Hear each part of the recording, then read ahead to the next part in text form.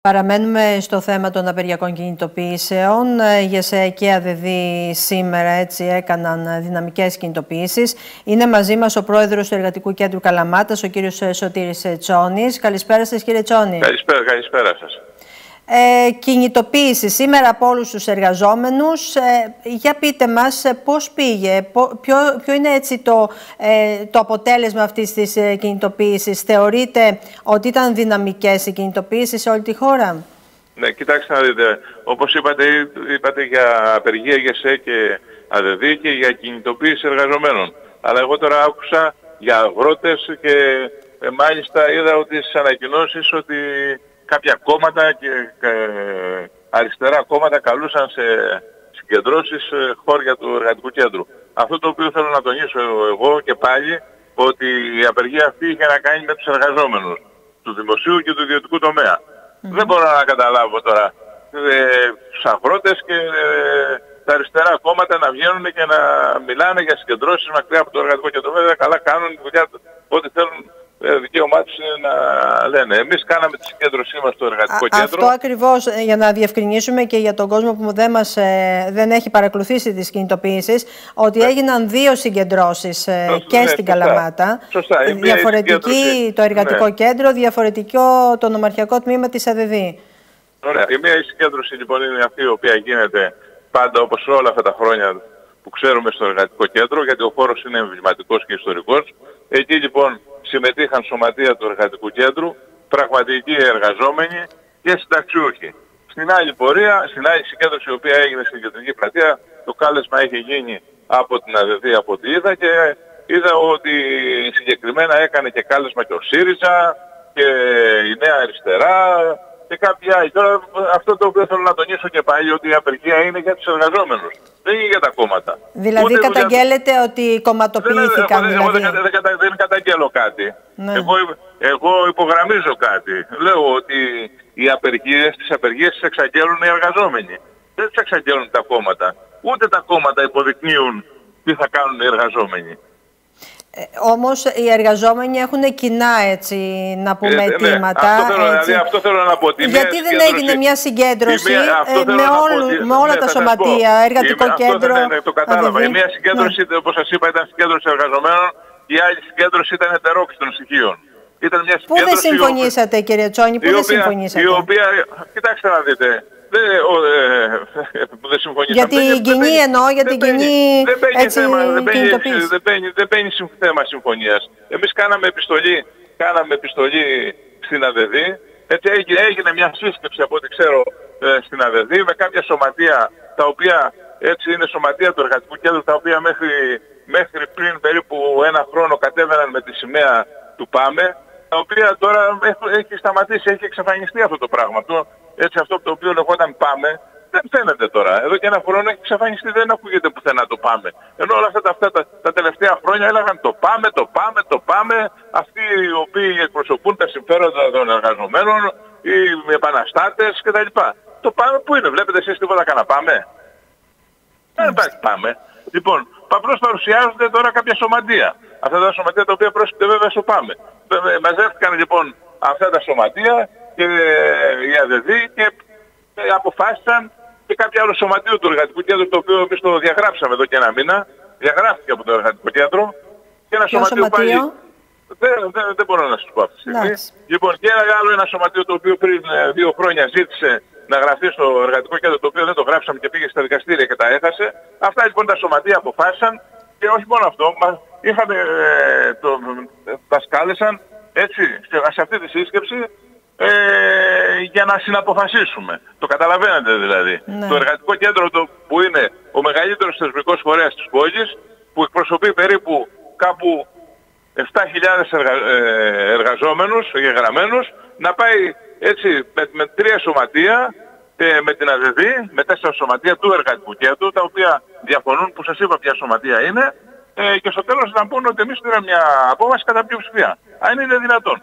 Εμείς τους καλέσαμε με ανακοίνωση την οποία υπάρχει στον τύπο την ΑΔΔ, καλέσαμε την ΑΔΔ και τους είπαμε ελάτε στο Εργατικό Κέντρο, όπως γινόταν κάθε φορά επί όλων των προηγούμενων προέδρων, σε κοινή συγκέντρωση. Γιατί αυτά τα οποία γίνονται με την ΑΔΔ γίνονται τώρα από το τελευταίο, με αυτούς οι οποίοι είναι τώρα στο τελευταίο συμβούλιο. Εγώ είμαι 4 χρόνια πρόεδρος, είχα μια πάρα πολύ αρμονική συνεργασία από τον Γιώργη τον Χρονόπλο, από τον Οικονόμου, από τον Σικαλιά, από την Νικολίνα τη Λέκα, με όλους αυτούς, τέλος πάντων με όλους αυτούς οι οποίοι έχουν περάσει τα τελευταία 30 χρόνια συναδελφοί, πάντα είχαμε συνεργασία, είχαμε κοινές συγκεντρώσεις κτλ. Εδώ και 3 χρόνια που έχει αλλάξει η ηγεσία της ΑΔΔ, γίνονται κάποια πράγματα περίεργα.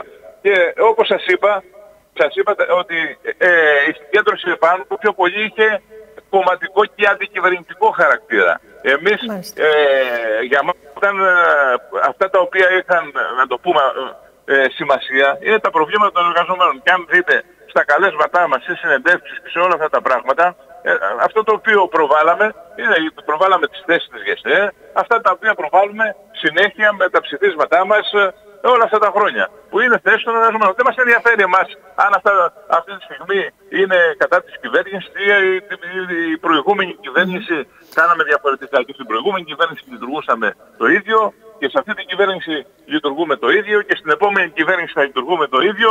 Αλλά δυστυχώς όμως βλέπουμε κάποιους ανθρώπους οι οποίοι όταν ήταν η προηγούμενη κυβέρνηση είχαν εξαφανιστεί, τώρα εμφανίζονται. Καταλαβαίνετε τι εννοώ. Λοιπόν, και υπάρχει μια συγκέντρωση στην οποία μετέχουν μέσα αγρότες, φοιτητές. Θα μπορούσε βέβαια κάποιος να πει... Πλήνθηκε κέραμη ατάχτως ερημένα. Βέβαια, κύριε Τσόνη, με συγχωρείτε. Ακούστε με σας παρακαλώ. Με ένα πλαίσιο, με πλαίσια τα οποία εντελώς διαφορετικά με αιτήματα, δηλαδή αν τους πάρεις όλους αυτούς και τους πεις πέστε μου τα πλαίσια σας, το καθένα στο πλαίσιο του, θα δείτε ότι ο καθένας έχει τελείως διαφορετικά και αντικρουόμενα πλαίσια. Απλώς βγήκαν και είπαν ότι συμφωνούμε σε 3 βασικά πράγματα. Δηλαδή στις εθνικές, στο κατώτατο μισθό συμφωνούμε, στις κλαδικές συμβάσεις συμφωνούμε, στην υπογραφή συλλογικών συμβάσεων συμφωνούμε, στις αυξήσεις. Βγάλαμε λοιπόν 5 σημεία ότι συμφωνούμε και από εκεί και πέρα πάμε σε μια συγκέντρωση, η οποία συγκέντρωση έχει άλλο χαρακτήρα. Λοιπόν, κύριε Τσόνη, θα μπορούσε βέβαια κάποιος να πει ότι ως αντίλογο ότι όταν ο δημόσιος υπάλληλος ή ο ιδιωτικός υπάλληλος έχει καλό μισθό και οι επαγγελματίες θα δουλέψουν καλύτερα και οι αγρότες θα είναι καλύτερα, όλοι θα είναι αλυσίδα όλο αυτό. Οι επαγγελματίες δεν καταλάβατε. Οι επαγγελματίες, οι θεσμικοί φορείς των επαγγελματιών ήταν μέσα στο εργατικό κέντρο και ο πρόεδρος του Εμπορικού Συλλόγου και ο πρόεδρος των επαγγελματιών ήταν στη συγκέντρωση του εργατικού κέντρου. Και πάντα εμείς έχουμε αρμονική συνεργασία και με τους επαγγελματοβιοτέχνες και με τον Εμπορικό Σύλλογο. Με αυτούς πάμε πάντα παρέα. Και οι άνθρωποι αυτοί, σήμερα οι πρόεδροι, ήταν και μάλιστα ο κύριος Καπερώνης έβαλε και ομιλία. Ναι, ναι. Καταλάβατε. Εγώ μπορώ να καταλάβω οι αγρότες τι δουλειά έχουν, τι δουλειά έχουν και τι κενά αιτήματα έχουν με την απεργία της ΓΕΣΕ και της ΑΔΔ, γιατί είδα κάτι τρακτέρ. Θα μπορούσαν να στηρίξουν έτσι ακούστε, είδα όλους τους εργαζόμενους, ο ένας στηρίζει τον άλλον. Να ανεβαίνουν στην πλατεία. Εμείς είχαμε τους deliverάδες, οι οποίοι είναι εργαζόμενοι, πήγαν μπροστά με τα μηχανάκια. Άλλο τα μηχανάκια των delivery και άλλο τα τρακτέρ των αγροτών.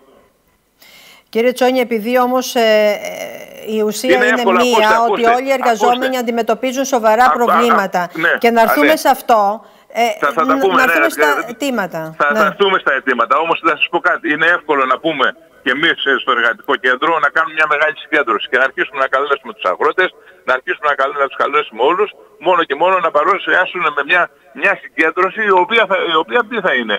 Η οποία δεν θα έχει καμία πλεύση και θα είναι και από ετερόκλητα στοιχεία. Είναι πολύ εύκολο αυτό το πράγμα. Αλλά εμείς σεβόμαστε το ρόλο που εκπροσωπούμε.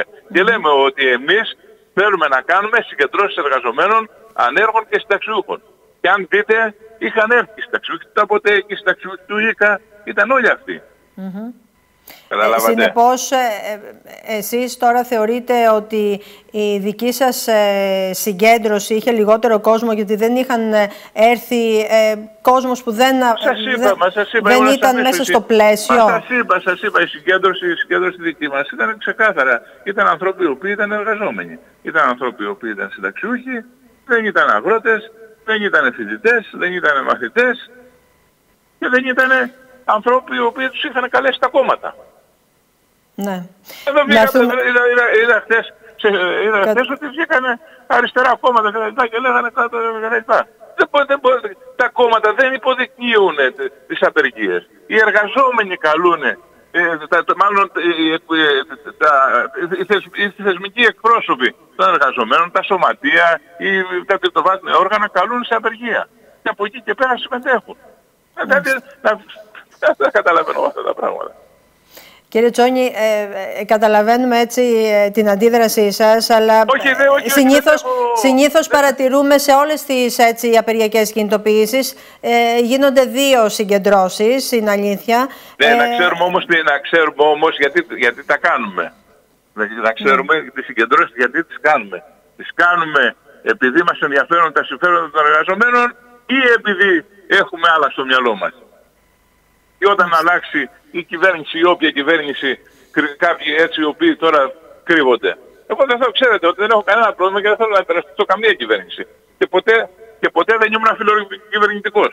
Τα ξέρετε αυτά τα πράγματα όλα αυτά τα χρόνια και ήμουν ο πρώτος ο οποίος έτσι πάντα ήμουν κόντρα. Όταν κάτι δεν ήταν εις βάρος των εργαζομένων. Και γι' αυτό εκλέγουμε και τόσα χρόνια πρόεδρο στο εργατικό κέντρο. Και αυτό το ξέρουν όλοι όσοι είναι κοντά στο εργατικό κέντρο. Αλλά δεν μπορώ να δεχτώ κάποια σωματεία τα οποία μέχρι πριν ένα χρόνο βγαίνανε με τη σημαία του ΠΑΜΕ, λέγανε ότι 5 κόμματα 2 πολιτικές, έτσι λέγανε. 5 κόμματα 2 πολιτικές, πάμε σε 2 ξεχωριστές συγκεντρώσεις. Η μία ήταν του ΠΑΜΕ, γιατί εμείς λέει είμαστε ιδεολογική καθαρότητα, γιατί εμείς είμαστε οι πραγματικοί αγωνιστές. Εσείς δεν είσαστε, είσαστε ξεπουλημένοι.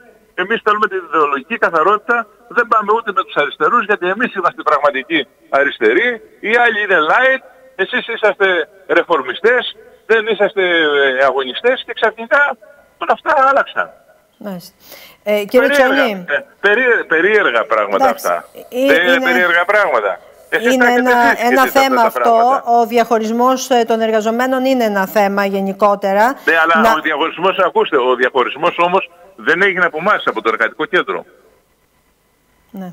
Το καταλαβαίνετε ότι εμείς βγάλαμε τις ανακοινώσεις όπως κάναμε πάντα, όπως συμμετείχαμε. Για μας, σας είπα, ο χώρος είναι ιστορικός και εμβληματικός. Να πούμε, κύριε Τσόνη, και 2 λόγια έτσι για την ουσία της σημερινής κινητοποίησης, γιατί τα προβλήματα των εργαζομένων είναι πάρα πολλά και ζητούν επίλυση για να μπορέσει έτσι ο κάθε εργαζόμενος να ζει με αξιοπρέπεια. Πολύ σωστά τα λέτε, είναι πολλά τα προβλήματα των εργαζομένων και πρέπει εμείς αυτό να έχουμε στο μυαλό μας. Πώς θα μπορέσουμε να ενημερώσουμε τους εργαζόμενους και πώς στις κινητοποιήσεις να εκφράσουμε τα προβλήματα των εργαζομένων. Εμείς εκφράζουμε τα προβλήματα των εργαζομένων. Ούτε δεν εκφράζουμε τα προβλήματα των αγροτών. Ναι. Τι ζητάμε σήμερα? Μην παραξηγηθώ με τους αγρότες, έτσι. Ναι, δεν έχω τίποτα με τους αγρότες. Το καταλαβαίνουμε. Οι άνθρωποι αυτοί έχουν τα θεσμικά τους όργανα και όταν παίρνουν τις αποφάσεις συμμετέχουν στα θεσμικά τους όργανα. Το καταλαβαίνετε. Ήταν και για μας ήταν εύκολο εκεί πέρα να μπούμε σε 20 ανθρώπους, να φέρουν 10 τρακτέρ στο εργατικό κέντρο και να κάνουμε μια πορεία με 10 τρακτέρ, με 5 φορτηγά, έτσι και να πούμε και να δείτε τι γίνεται. Η ουσία ποια είναι. Η ουσία τώρα. Θα έχει ανταπόκριση αυτή η κινητοποίηση? Να σας πω έτσι, και να βάλουμε και 2 τυμπανιστές εκεί πέρα και να αρχίσουν να βάλουν τα τούμπανα. Καταλαβαίνουμε ότι είσαστε αγανακτισμένος, είναι αλήθεια. Ακούστε, ναι, το θέμα για πείτε μας τώρα για τα αιτήματα. Ναι, θα σας πω, το θέμα είναι να μην διακομωδίζουμε και να μην παίζουμε θέατρο. Ναι. Τα αιτήματα, κοιτάξτε, να δείτε, τα αιτήματα είναι μεγάλα. Όπως ξέρετε, το βασικό μας αίτημα είναι ότι για την Εθνική Γενική Συλλογική Σύμβαση ότι θέλουμε να αλλάξει ο τρόπος με τον οποίο καθορίζεται ο κατώτατος μισθός, γιατί μετά τα μνημόνια αυτό γίνεται, το αποφασίζει η κυβέρνηση. Αυτό πρέπει να γίνει με ελεύθερες συλλογικές διαπραγματεύσεις και είναι βασικό αίτημα, γιατί δεν έχει δουλειά η κυβέρνηση, καμία κυβέρνηση να καθορίζει το κατώτατο μισθό, γιατί αυτή είναι η δουλειά των εργαζομένων και των εργοδοτών. Και τα λεφτά τα οποία δίνει δεν μπορεί να βγει η κυβέρνηση και να λέει ότι δίνω αύξηση, ότι ανέβασε το κατώτατο μισθό. Γιατί αυτά τα λεφτά τα δίνουν οι επιχειρήσεις και τα δίνουν οι εργοδότες. Δεν είναι χρήματα τα οποία είναι από τους φορολογούμενους, από τον κρατικό προϋπολογισμό. Καταλάβατε. Αυτό είναι βασικό αίτημα. Όπως επίσης να προχωρήσουμε στην υπογραφή των κλαδικών συλλογικών συμβάσεων, γιατί αυτή τη στιγμή το ποσοστό που καλύπτεται στη χώρα μας από συλλογικές συμβάσεις εργασίας είναι γύρω στο 26, 27, 28%. Και η τελευταία οδηγία που έχει δώσει η Ευρωπαϊκή Ένωση στην κυβέρνηση και είναι ότι θα πρέπει το 80% των εργαζομένων να καλύπτεται από τις συλλογικές συμβάσεις. Άρα λοιπόν πρέπει να ξεκινήσει η κυβέρνηση τις διαδικασίες, να αφήσει και να προχωρήσουν οι κλαδικές συλλογικές συμβάσεις. Και είπα να αφήσει να προχωρήσουν, γιατί υπάρχουν συλλογικές συμβάσεις οι οποίες έχουν υπογραφεί, αλλά υπάρχουν μια σειρά από λόγοι με νομοθετήματα και με τρίκ, τα οποία δεν μπορούν να είναι υποχρεωτικές. Πολύ απλά. Όταν η εργοδοτική οργάνωση, όταν κάποιος εργοδότης δεν είναι μέλος στην οικία εργοδοτική οργάνωση που έχει υπογράψει τη συλλογική σύμβαση, δεν είναι υποχρεωμένος να εφαρμόσει τη σύμβαση. Από την άλλη πλευρά υπάρχει ένας οργανισμός μεσολάβησης και διατησίας, ο οποίος έγινε το 1990 επί οικονομικής κυβέρνησης, το ψήφισαν τότε όλα τα κόμματα και αυτή τη στιγμή έχει αποδυναμωθεί, γιατί για να πας στο δεύτερο στάδιο στη διατησία, γιατί πρώτα μεσολάβηση στη διατησία, πρέπει να συμφωνήσουν οι εργοδότες. Λοιπόν, οι εργοδότες σε καμία περίπτωση δεν συμφωνούν, άρα λοιπόν δεν μπορεί να προχωρήσει παραπέρα για να υπογραφεί η Εθνική Συλλογική Σύμβαση. Ενώ παλιά, όταν υπήρχε ένα αδιέξοδο στις συζητήσεις εργαζομένων και εργοδοτών, προχωρούσαν στον Οργανισμό Μεσολάβησης της Διαιτησίας, στον ΟΜΕΤ, όπου εκεί ήταν οι μεσολαβητές και οι διαιτητές, και οδηγούμαστε υποχρεωτικά στην υπογραφή κλαδικής συλλογικής σύμβασης. Κύριε Τσόνη, ναι. Ναι, για να ολοκληρώσουμε, εκτιμάτε ότι σήμερα η κυβέρνηση το έλαβε το μήνυμα, θα έχουμε αποτέλεσμα από αυτή την κινητοποίηση? Πιστεύω ότι το μήνυμα το έχει λάβει από τις ευρωεκλογές, γιατί από τις ευρωεκλογές ένα με πάρα πολύ μεγάλο ρόλο έπαιξε η ακρίβεια. Η ακρίβεια έπαιξε καταλυτικό ρόλο στο αποτέλεσμα των ευρωεκλογών. Και η κυβέρνηση πιστεύω ότι το έλαβε το μήνυμα σήμερα, γιατί οι συγκεντρώσεις από ό,τι είδα ήταν πάρα πολύ καλές σε όλη την Ελλάδα, και από εκεί και πέρα θα πρέπει να καθορίσει την πορεία της. Γιατί πιστεύω ότι η ακρίβεια μπορεί να αντιμετωπιστεί. Δεν μπορεί οι τιμές από το χωράφι στο ράφι, να το πούμε έτσι, να είναι 4 φορές παραπάνω. Ένα απλό παράδειγμα. Ένα πάρα πολύ απλό παράδειγμα. Έχουμε στοιχεία, τα έχει δώσει η Ένωση Καταναλωτών Ελλάδος της ΓΕΣΕ και τα δίνουμε συνέχεια, ότι δεν έχουν γίνει ουσιαστικά πράγματα για την ακρίβεια. Απλώς έχουν πάρθει κάποια μέτρα τα οποία έχουν παγώσει κατά κάποιο τρόπο το πρόβλημα. Η ακρίβεια είναι μεγάλο πρόβλημα, είναι το νούμερο ένα πρόβλημα αυτή τη στιγμή στην ελληνική κοινωνία, και πρέπει να πάρθουν μέτρα. Πρέπει να πάρθουν μέτρα, γιατί διαφορετικά η κατάσταση βαδίζει σε αδιέξοδα. Δεν μπορεί ο μισθωτός, ο εργαζόμενος, ο χαμηλοσυνταξιούχος, ο φτωχός εργαζόμενος, με τους μισθούς τους οποίους έχει, να περάσει μετά τη 15η μέρα. Το καταλαβαίνετε. Ο μισθός δεν φτάνει. Οι τιμές πετάνε στα ύψη, και οι μισθοί συνέχεια δεν εξανεμίζονται από την ακρίβεια στην ουσία. Ακούστε, η αγοραστική δύναμη, είμαστε στην αγοραστική δύναμη μαζί με την Βουλγαρία τελευταίοι. Τελευταία χώρα στην αγοραστική δύναμη είναι η Βουλγαρία και πρώτη τελευταία χώρα είναι η Ελλάδα. Και στα κέρδη των επιχειρήσεων είμαστε πρώτοι, είμαστε πρωταθλητές. Είμαστε πρωταθλητές στα κέρδη των επιχειρήσεων.